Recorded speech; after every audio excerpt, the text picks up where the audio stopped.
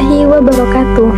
Halo, saya Mia Bella dengan ujung NIM 050 dari Prodi Pendidikan Bahasa dan Sastra Indonesia, Fakultas Keguruan dan Ilmu Pendidikan Universitas Sriwijaya. Di video saya kali ini, saya akan membahas bahasa Indonesia dan pandangan terhadap bahasa Indonesia dalam mata kuliah Bahasa Indonesia dosen pengampu Ibu Hani atau Solihat MPD. Bahasa Indonesia adalah sistem lambang bunyi yang bersifat arbitrer yang disepakati oleh sekelompok orang dan digunakan sebagai alat komunikasi. Sebagai alat komunikasi, bahasa berguna untuk mempermudah pemahaman dan untuk menyampaikan gagasan, pikiran, konsep, atau perasaan. Bahasa itu memiliki makna. Sebagai lambang, bahasa ada yang berwujud konkret dan ada yang berwujud abstrak. Bahasa merupakan dasar atau kenyataan yang sebenarnya dari sistem lambang. Bahasa Indonesia memiliki pola yang sistematik dan kaidah yang harus ditaati seperti pedoman umum ejaan bahasa Indonesia. Selain itu, bahasa Indonesia bersifat komunikatif karena fungsi utama dari bahasa Indonesia adalah sebagai alat komunikasi atau alat penghubung antar anggota masyarakat. Pada periode sebelum Sumpah Pemuda, bahasa Melayu telah menjadi bahasa persatuan, serta bahasa resmi yang diterapkan di sekolah-sekolah adalah bahasa Belanda. Dampaknya, pada periode tersebut, bahasa Indonesia belum dapat disebut bahasa Indonesia, karena belum ada penetapan tentang penggunaan bahasa Indonesia itu sendiri. Mengingat bangsa Indonesia sedang dalam masa penjajahan Belanda, periode Sumpah Pemuda sampai periode kemerdekaan Republik, pada periode ini yaitu sejak tahun 1928, tepatnya sejak diikrarkannya Sumpah Pemuda sampai tahun 1945, perkembangan bahasa Indonesia telah mengalami perubahan penggunaan di masyarakat. Hal ini terjadi sesuai dengan poin ketiga pada Sumpah Pemuda, yakni yang berbunyi, "Kami Putra Putri Indonesia mengaku berbahasa satu, berbahasa Indonesia." Sejak saat itu, maka muncullah kesadaran dalam setiap pribadi masyarakat Indonesia, walaupun belum merata seperti yang terjadi saat ini. Pemakaian bahasa Indonesia yang baik dan benar sangat diperlukan.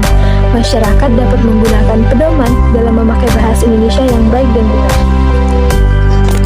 Pedoman yang dapat digunakan oleh masyarakat yaitu KBBI atau Kamus Besar Bahasa Indonesia dan Pedoman Umum Ejaan Bahasa Indonesia, sebelumnya bernama EYD atau Ejaan yang Disempurnakan. Peran dan fungsi bahasa Indonesia. Peran bahasa Indonesia secara umum yaitu sebagai alat komunikasi. Sebagai alat komunikasi untuk mengekspresikan diri, sebagai alat integrasi dan beradaptasi sosial di lingkungan sekitar, dan sebagai alat untuk melakukan kontrol sosial.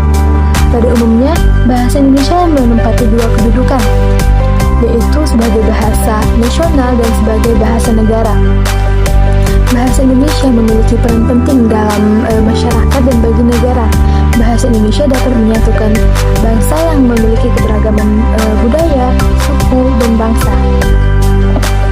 Bahasa Indonesia merupakan bahasa yang bersifat terbuka terhadap pengaruh teknologi informasi dan penggunaan bahasa asing, terutama bahasa Inggris, sehingga penggunaan bahasa Indonesia dapat meningkatkan penguasaan efek dan kualitas sumber daya manusia, sekaligus mengembangkan dan melestarikan bahasa Indonesia. Tidak ada salahnya jika seseorang menggunakan bahasa Inggris, terutama jika lawan bicaranya berbahasa Inggris atau kebetulan ingin melatih kemampuan berbahasa Inggris.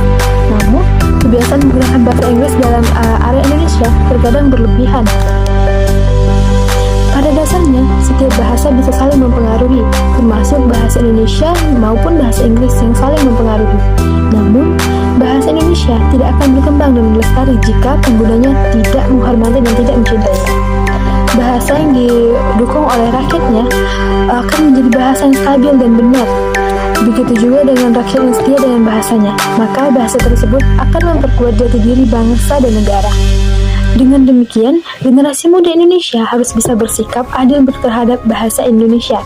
Generasi muda diharapkan dapat menempatkan diri pada situasi dan kondisi yang tepat dalam berbahasa. Jangan biarkan bahasa Indonesia terbenam di perut Ibu Pertiwi. Yang muda yang beradab berbahasa karena bahasa menunjukkan bangsa. Bahasa Indonesia di era modern ini cenderung kurang diminati oleh penuturnya, terutama kalangan muda. Dalam tataran informal, generasi muda di perkotaan lebih memilih menggunakan bahasa gaul, prokem, dan slang. Bahkan, fenomena ini sudah merambah di pedesaan. Namun sebaliknya, mereka lebih sering menggunakan bahasa asing, terutama bahasa Inggris, dalam konteks yang lebih formal. Jikapun mereka menggunakan bahasa Indonesia, presentasinya jauh lebih sedikit bila dibandingkan dengan penggunaan bahasa asing tersebut. Oleh sebab itu, generasi muda Indonesia harus dapat bersikap aktif dan bijaksana dalam menyikapi bahasa yang tumbuh dan berkembang di masyarakat. Sekali lagi nih, atas nama ilmu pengetahuan dan teknologi atau IPTEK, generasi muda Indonesia lebih sering menggunakan bahasa asing, terutama bahasa Inggris, daripada menggunakan bahasa Indonesia itu sendiri. Gejala bahasa yang kurang sehat tersebut dapat dijumpai di dalam masyarakat di sekitar kita. Banyak generasi muda yang fasih menggunakan bahasa Inggris dan cenderung merupakan bahasa Indonesia. Namun sebaliknya, tidak sedikit dari mereka yang menggunakan bahasa Indonesia secara terus-menerus dan cenderung merupakan bahasa daerah yang menunjukkan identitas dari mana mereka berasal.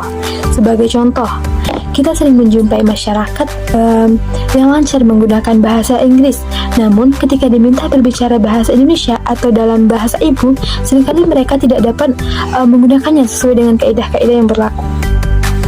Ironis memang, bila kita menelisik gejala bahasa ini dari tingkatan akar rumput sampai tingkatan atas, kebanyakan generasi muda, bahkan para pejabat negara, belum mempunyai sifat positif terhadap bahasa Indonesia itu sendiri. Sikap positif terhadap bahasa Indonesia sebenarnya dapat diwujudkan dengan kesetiaan bahasa, kebanggaan bahasa, dan kesadaran akan adanya aturan bahasa yang harus dipatuhi. Namun, kita tidak dapat menutup mata mengenai pentingnya penggunaan bahasa asing, khususnya bahasa Inggris, sebagai bahasa internasional. Penggunaan bahasa Inggris berkembang dengan sangat pesat seiring dengan kemajuan ilmu pengetahuan dan teknologi atau IPTEK. Akan tetapi, penggunaan bahasa tersebut, baik lisan maupun tulisan, tidak berarti harus bertabrakan dengan kepentingan nasional yang lebih tinggi prioritasnya, yaitu pembinaan dan pengembangan bahasa Indonesia sebagai bahasa nasional. Rasa bangga dan sadar akan peran dan fungsi bahasa Indonesia dapat ditunjukkan dari penggunaan kita memakai bahasa Indonesia.